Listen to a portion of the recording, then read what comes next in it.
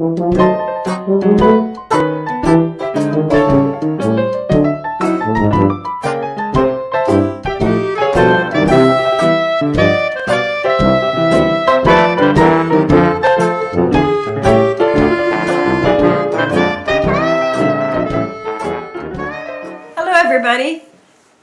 time for another story from a Hometown Scrapbook by Ben Weatherwax. Today's story, Frank Peterson. Hello there. We've spent quite a bit of time working around the man, and we've mentioned him a dozen of times because the years that he spent being a resident of Grays Harbor qualified him as an authority on just about anything that had to do with the place we live. If distinctions entitled him to a page in our scrapbook, he had those too. He was one of those men who had spent most of the years as a resident of the harbor country. He dated his days here back before the Civil War. He knew the harbor's first citizen, William O'Leary, and if those are the accidents of time, then he had other distinctions that was his own, without claim for anyone or anything. He was one of the keenest, kindest, and most alert old-timers that I can recall knowing. He was, if any introduction is needed, Frank Peterson. We've been a long time getting our scrapbook open to this page. Not that Frank Peterson hadn't have a rightful claim to a prominent spot, but only that he figured in so many early happenings of the harbor that we didn't want to give the impression that he was the only one here over the years. So tonight, we're here after our customary words from our sponsor. We'll read you the story from our scrapbook of one of the men who has been here of the South Beach residents and one of the top harbor pioneers of them all, Frank Peterson. But first, a word from our sponsor. It was late 1858 when Frank Peterson first saw Grays Harbor. In his later years, he did not recall the event as of great importance, and he could recall almost every event between that long ago day and the years that piled up upon his shoulders. Frank Peterson gave you the feeling that he had watched with keen interest and earnest eyes the building of Grays Harbor from its first cabin to the busiest city, and he cherished the memories as those of a life well lived. The Glenn Peterson family lived in Portland in the years before they moved to Grays Harbor. Father Glenn had come west in the years just after the gold rush, and he followed the very fringe of civilization north along the coast. And by 1857, he felt that Portland was becoming a mite too civilized, and if a man wanted to do something for himself, he should have a place of his own, a chunk of ground under his name, and know the feeling of independence. He talked it over with the Carters, Tom, Jeff, and Charlie, and the shared ideas. And they liked this idea, too, of moving north up into the peninsula country. They hadn't seen it, but all they could learn from travelers who had been through there suggested that it was a good place for a man to settle. There was a lot of land almost for the asking, and it was commonplace. Rich in timber, they said, and some good ports along the coast. And so in the spring of 1857, they decided to see them for themselves. They crossed the Columbia, got a lift across Willapa Harbor in an oyster boat, and set down their packs near Tokeland while they made camp for the night. In the weeks that followed, they explored the beach areas between the two harbors and settled on a south point at the entrance of Grays Harbor. They went home to report and begin plans for the move. A few months later, the Carter, Peterson, and Joe Payne returned, this time driving a small herd of beef cattle that would be ranged on the tall beach grasses at that point. They picked their claims for the site, drove some stakes, and turned the cattle loose. That was 1857. But the following spring, after a wet coastal winter, they began the move that was to give Grays Harbor its first sizable settlement on salt water. And this time, young Frank made the trip, riding on his father's wagon along the sands of the Willapa beaches, crossing the southern bay on an oyster boat, and driving up the beach towards Tokeland. The brambles plucked at his swaddling clothing, and the darkness of the swamp forest frightened him. Pheasants whirled from the bottomland thickets and made goose flesh rise on the small lad. The constant roar of the ocean was new to his ears, and the taste of the salt in the winds, the feeling of warming sands, and the far vistas of waving grass were sights that would give the look of home over the long years that were ahead. Rude homes had been started in the spring and summer before, and now heads of the family dug in to give them what rudimentaries a frontierman cabin could boast in the West and the last frontier. These first events were hazy to the pioneer lad, but he could recall clearly the early trips of the steamer Enterprise, the first ship to call Grace Harbor home, and a trip to Montesano on the little boat was the most important event in his young life. He recalled, too, the Indian scare and the coming of the soldiers to Fort Steilacoom, the building of old Fort Chehalis, and the noise of the cannon when the soldiers fired them in drill. As a growing lad, he played around the stockyards where Lieutenant Cotts drilled his troops before President Lincoln offered them east to join the Union Army and made Coates a general in the Northern forces.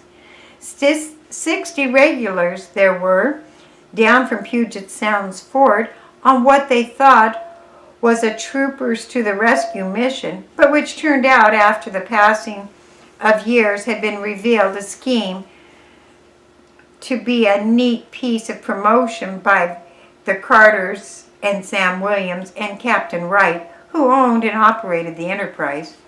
Frank Peterson, for many years, the last harbor resident to retain a mental picture of the old fort, knew its officers' houses, barns, and barracks.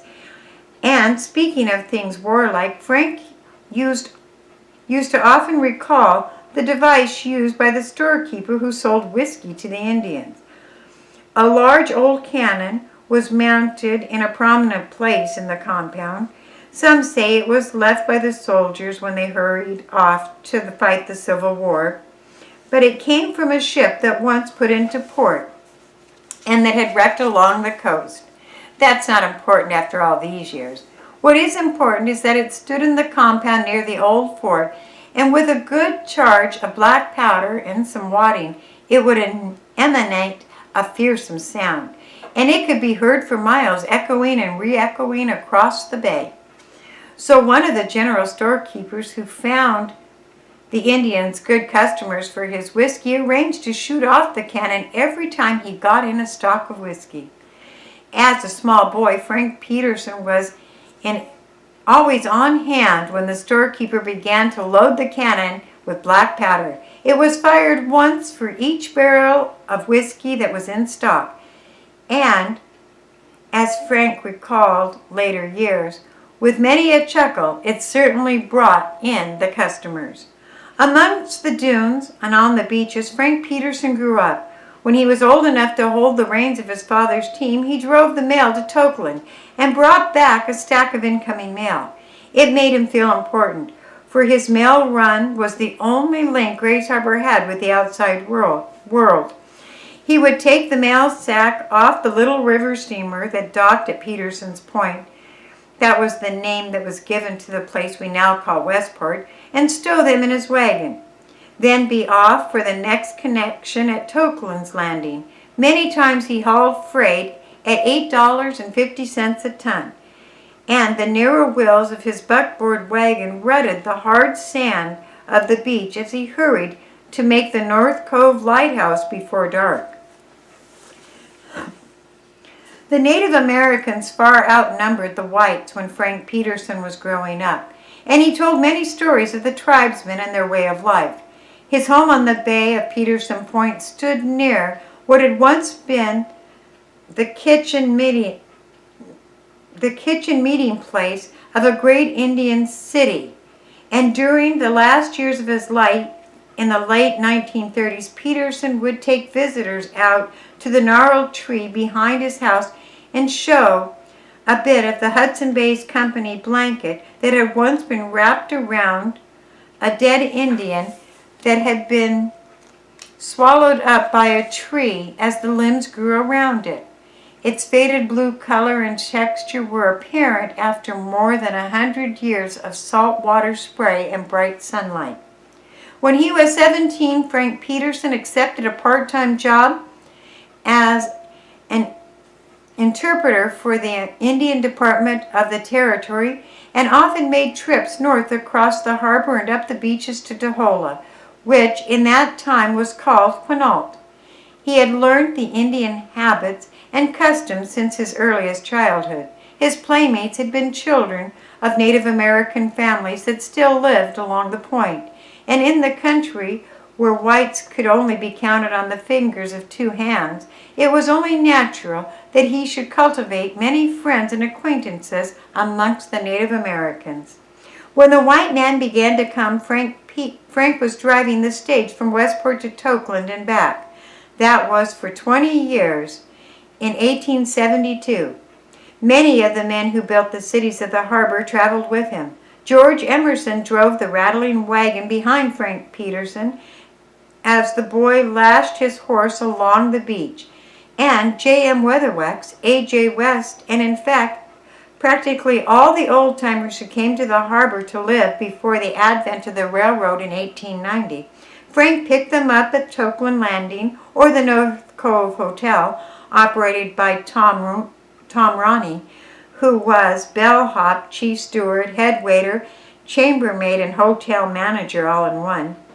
After the long ride up the beach, Frank drove his team out into the harbor, belly deep in salt water, where they scrambled over the sideboards and into a boat that rowed them out into the river steamers that would bring them up the harbor. When the land boom came in the 1890s, the railroad company offered Frank Peterson a huge sum of money for his land. The railroad ran as far west as Acosta, where travelers and excursionists ferried across the South Bay to Westport. It was the mecca for thousands of weekend picnickers from Tacoma and Seattle, and the railroad wanted the land to establish a resort. But Frank had lived nearly 40 years by then and had decided that it was valuable to him as it was to the railroad. It was worth something to him more. He would keep it. With the collapse of the land boom and the advent of motor cars and good roads into the harbor, the lure of the ocean beach no longer brought the excursion trains, and the land that had been valued in tens of thousands of dollars dropped to only a few hundred. But Frank Peterson continued to live on. He ran his cattle where his father had run them 70 years before him, and in time he became the patriarch, not only for Westport but for all the harbor.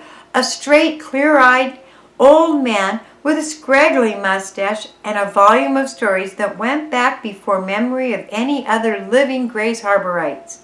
And now, just a few words from our sponsors and Dick Crombie. Frank Peterson lived a long and interesting life, and among other things, he was one of the few to remain among us in the later years who recalled the mysterious William O'Leary, the recluse of South Bay, the first white man to ever call Grace Harbor home. Everyone had their theory about O'Leary. Some that he was a deserter from Fort Vancouver, others that he had committed some crime and sought refuge here. But Frank Peterson, who recalled the wild-eyed Irishman from his early youth, O'Leary was one of half a dozen white men on the harbor when the Petersons came. Peterson always held that O'Leary was a sailor from a British ship who had slipped over the side in the dark when the ship was passing Grace Harbor and had stolen a boat and sailed it into his little port. As evidence, Peterson recalled a trimly built little skiff that was secluded in the creek near the O'Leary home. The Irishman sailed on it to the harbor when the Petersons first came, but later abandoned it as he did his home and cabin in the clearing which today bears his name. Frank Peterson was not one to seek publicity for his long and colorful life that spanned Grays Harbor's story almost from its beginning till the coming of the Second World War. He was not a man of pretense, and certainly not one who stood on ceremony to which his years entitled him. He was a quiet, straight-talking man with gnarled hands and a face weathered with sun and salt of the beach that he had known all of his useful life, which was a long time and enough years to distinguish him as one of Grays Harbor's first citizens and one who rightly deserves a prominent page in our hometown scrapbook. Thank you for listening.